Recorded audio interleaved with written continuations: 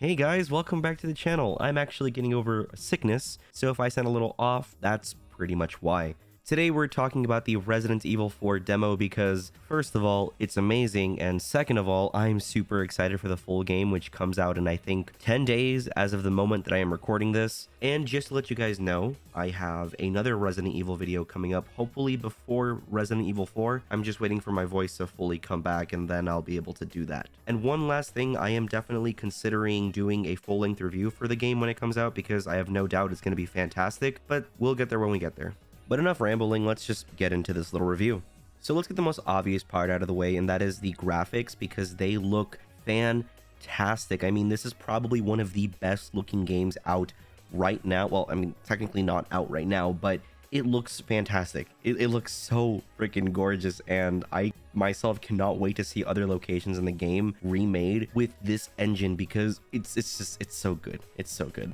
And on top of looking great, so do the enemy models, because, you know, in the original game we had a handful of Ganado models. Like, for the most part, if you played the game for maybe an hour, you've seen every single Ganado model. But now, a lot of them look so distinct, they look different. I mean, even in the castle, from what we've seen in like gameplay demonstrations, not all of them are the exact same character model, and that is awesome. It's such a small little detail, but it adds so much to like immersing yourself in this world where you genuinely feel like there's a whole area of Europe infected instead of just the same five guys.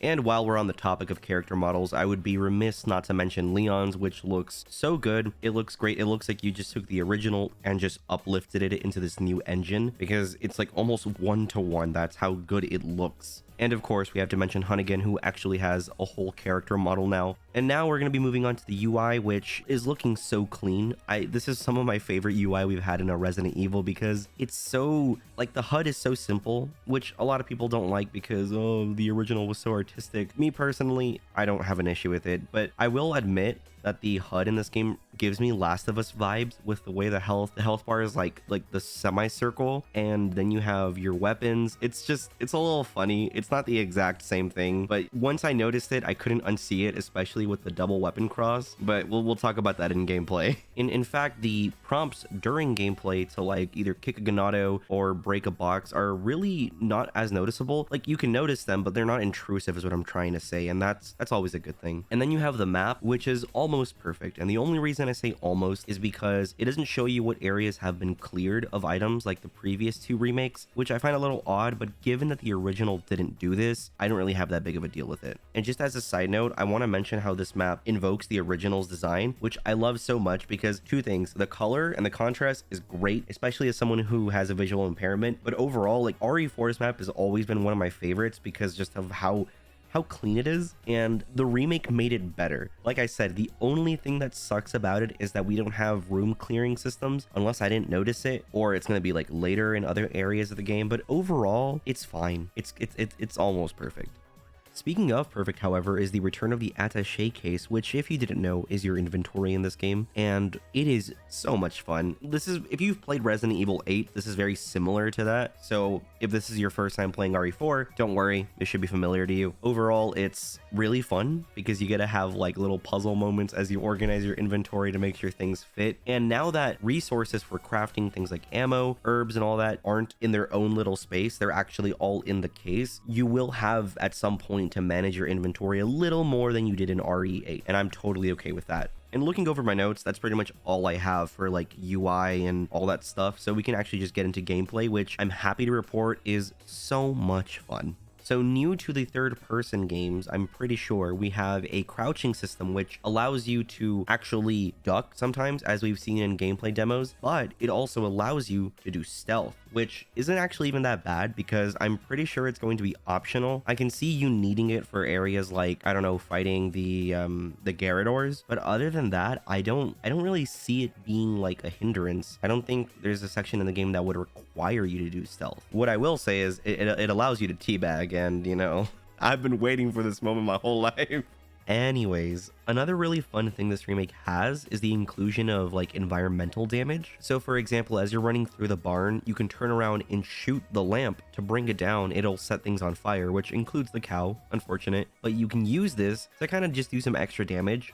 I'm not sure if this is going to be expanded upon in the full game with more things to use, but for now it seems to just be like these lamps, which is cool. That's awesome. It's just a choice you can have. Oh, and speaking of choices, we have the parry system, which is just another tool we have in our arsenal to use against the Ganados, and that's really, really cool. The parry is really interesting because it's basically Leon's special ability of this game, where Jill has the dodge, Leon has the parry, and you can execute perfect parries, and I'm pretty sure this is why the knife has durability in the first place, because if you could just parry all day, then yeah, it would be a little bit of an OP tactic. And there is a system to execute a perfect parry, and I kind of wish that wouldn't drain durability. Unfortunately, it still does, but it's not a deal breaker. Continuing the trend of having more choice is the new weapon cross. Now, I think for the first time ever in Resident Evil, we have double the amount of slots in the cross. This is so liberating, and even though we only have a demo, I already can't imagine going back from this because it is so useful, especially to a game like Resident Evil 4. At some point in RE4, you're going to have a big arsenal of weapons, and having this double weapon cross now allows you to basically bind all of those weapons so you never have to open your inventory just to switch to one weapon that isn't bound to anything. It's just going to expand your gameplay options and also limit the amount of times you break the gameplay flow. I do find it a little odd that they gave us more weapon slots, but didn't give us a way to bind herbs or sprays to anything. So now instead of being able to hit like R1 previously, like in 7 and 8, now you have to open up the menu to heal. Just something I noticed, it's not a bother, it's more of a nitpick. I'll tell you what isn't a nitpick though, and that is the way the weapons feel and sound in this. Oh my god, they sound heavy, they feel great, and they definitely pack a punch. Like the TMP in this game, which if you didn't know was a little Easter egg in it, is so good. It sounds and feels great.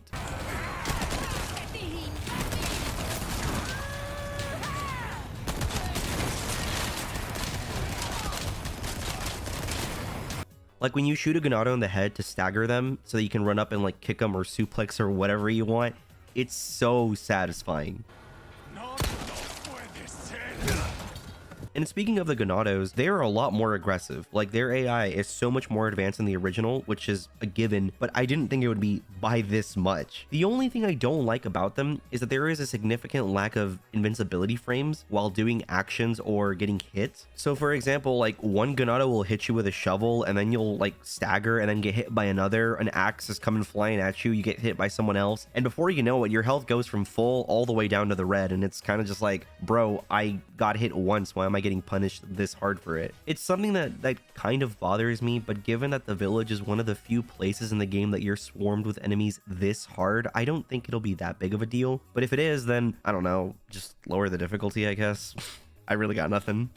But that's pretty much it. That's all I got. The gameplay is so much fun. Like, all in all, I really enjoyed this demo, and I have too many hours for what it is. So I just can't wait for the full game, which comes out in just in almost less than a week. And believe me, I'm gonna be playing it all day, all night, and hopefully sometime in the middle of April or even May, I hope to have a review of this game because I am so stoked for it.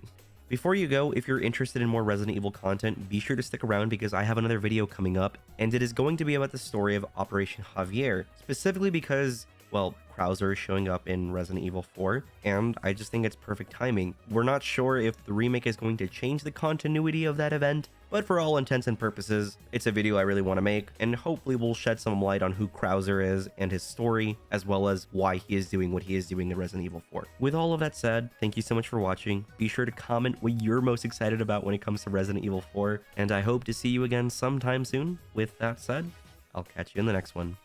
Bye-bye. Where's everyone going? Bingo?